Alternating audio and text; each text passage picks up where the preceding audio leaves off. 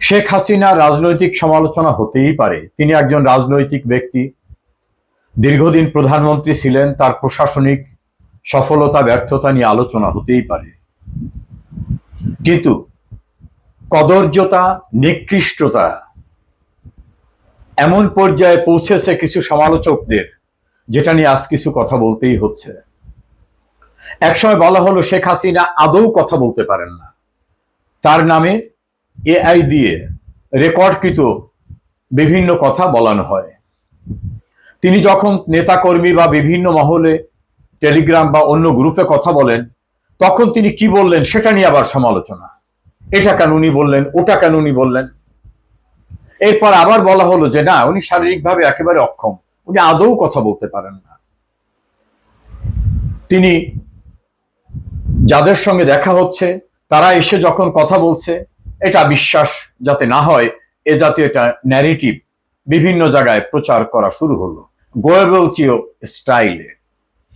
আমি নিজেও তার সঙ্গে দেখা করে এসে জানিয়েছিলাম যে আল্লাহর অশেষ রহমতে তিনি সুস্থ আছেন, ভালো আছেন।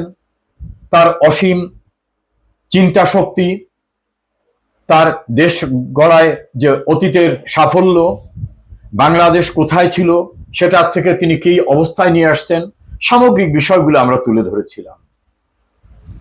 এটা নিয়েও কোনো কোনো টকশো আলোচনা করলো যে সমরে জল করিম আওয়ামী লীগ করেন, উনি তো ওনার নেত্রীর পক্ষে কথা বলবেনই, আসলে শেখ হাসিনা ভালো নেই, শেখ হাসিনা কথাই বলতে পারেন ইত্যাদি ইত্যাদি।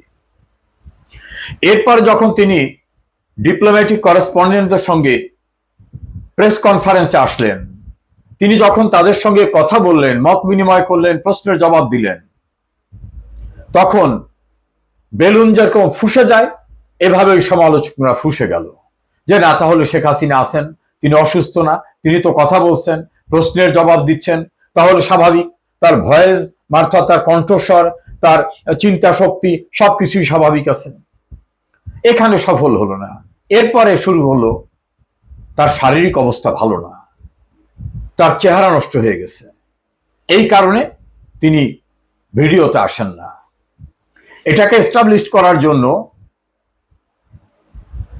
কৃত্রিম বুদ্ধিমত্তা এবং অন্যান্য টেকনোলজির সাহায্যে বঙ্গবন্ধু কন্যা শেখ হাসিনার ছবি বিকৃত করে একসঙ্গে বট বাহিনী শত শত অ্যাকাউন্ট থেকে প্রচার করে সাধারণ মানুষকে বিভ্রান্ত করার চেষ্টা করছে যে এটাই হচ্ছে শেখ হাসিনার চেহারা, সে একেবারে বিকৃত হয়ে গেছে, তার স্বাভাবিক চেহারা নাই, ইত্যাদি ইত্যাদি। অর্থাৎ শেখ হাসিনা অলমোস্ট নাই। আমার মনে হয় যেটা, এটা আমার একান্ত ভাবনা, সৃষ্টিকুলের ভিতরে মুসলমান হিসাবে আমি মনে করি আমরা সৃষ্টির শ্রেষ্ঠ, আশরাফুল মখলুকাত। অপরের সমালোচনা, গীবত করা, মিথ্যাচার করা, এটা ধর্ষণ বা জেনা সমতুল্য পাপ। আর আল্লাহর সৃষ্টি কোনো মানুষকে বা জীবকে বিকৃত করে উপস্থাপন করা, এটি ইসলামের দৃষ্টিতে যেমন জঘন্য, সভ্যতার দৃষ্টিতে জঘন্য। যারা এটা করেন আমার ধারণা তারা কি কোনো বৈধ বাবা মায়ের সংসারে জন্মগ্রহণ করেছেন কিনা সে প্রশ্নটাও কিন্তু আসে। কারণ কোনো বৈধ বাবা মায়ের পরিবারে জন্ম নিলে এত নিকৃষ্ট, এত নোংরা, এত হীন, এত বর্বর, এত বড় কুৎসিত চিন্তা তাদের হতে পারে না।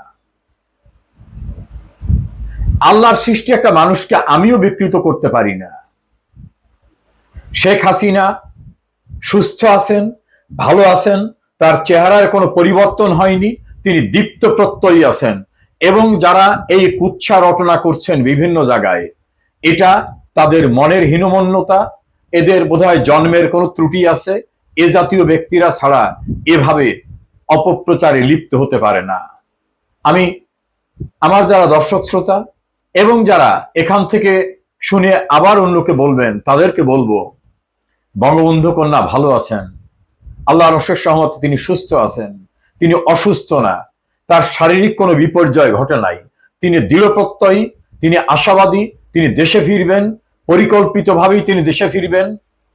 খাদে পড়ে যাওয়া বাংলাদেশকে আবার তার নেতৃত্বে ঘুরিয়ে দাঁড়াবার জন্য যা কিছু করার সে পরিকল্পনা তার রয়েছে। আমরা ঋত গৌরব পুনরুদ্ধার করব। শেখ হাসিনা ভালো আছেন, সুস্থ আছেন, স্বাভাবিক আছেন। যারা বিকৃতপূর্ণ অপপ্রচার করে, এরা চেহারায় অভাবে মানুষ হলেও নর্দমা নিকৃষ্ট কীটের মতো জঘন্য এবং জন্মের ত্রুটিপূর্ণ অমানুষ ছাড়া এদেরকে আর কিছু বলার অবকাশ নেই।